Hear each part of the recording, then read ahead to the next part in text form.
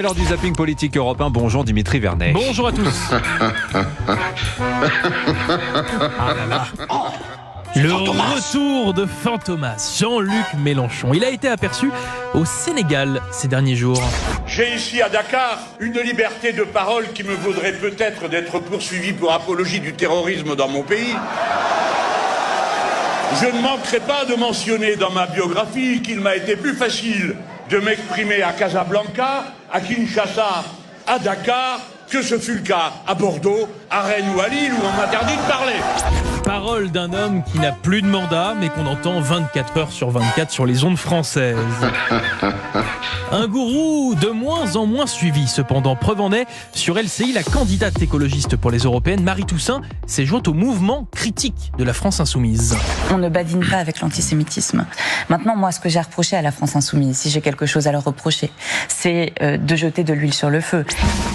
Jeter de l'huile sur le feu. Expression validée. Donc pourquoi je vous dis ça ? Parce que rappelez-vous, Marie Toussaint, elle a quand même vraiment du mal avec les expressions, rappelez-vous. Je trouve que c'est d'un cynisme incroyable, que c'est mettre de l'huile sur les braises. On ne peut pas dire qu'on veut la justice et la paix, et de l'autre côté, remuer les braises. Bon, et malheureusement, Marie, elle ne s'est pas vraiment améliorée depuis la dernière fois.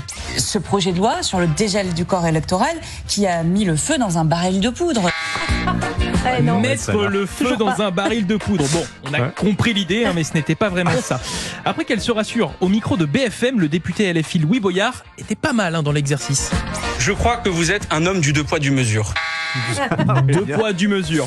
Pendant ce temps-là, sur nos antennes d'Europe 1 et CNews, le leader du Parti communiste, Fabien Roussel, lui, a tenu à clarifier, vraiment à clarifier une expression.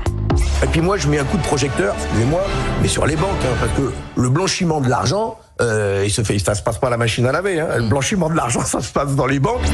Merci Fabien pour cette explication vraiment très importante, parce qu'on n'était vraiment pas au courant. Ça, c'est du pipeau. Monsieur Macron qui dit « j'ai créé des emplois », c'est Pinocchio. Pipeau ou pas, puisque la majorité a réussi à créer un emploi à Ambroise Méjean. C'est le président des Jeunes avec Macron, c'est-à-dire distribuer des tracts ayés pour ces élections européennes. Un emploi payé, tenez-vous bien, par vous et moi. Là, je suis au chômage pendant la période de la campagne électorale. Donc, au chômage, je touche à peu près 2500 € par an. Bon, il faudrait demander à France Travail si une campagne électorale est une recherche active d'emploi. Ne pas faire plaisir à Bruno Le Maire, ça, notre ministre de l'économie, qui s'est transformé en Père Castor ce week-end. Père Castor, raconte-nous une histoire. Père Castor. Je vous jure, Nono, il nous a livré une petite anecdote pendant le meeting de Valérie Ayé. Je me souviens, dans un temps très très ancien, Clément Beaune n'était sans doute pas encore né, et j'étais ministre des Affaires européennes.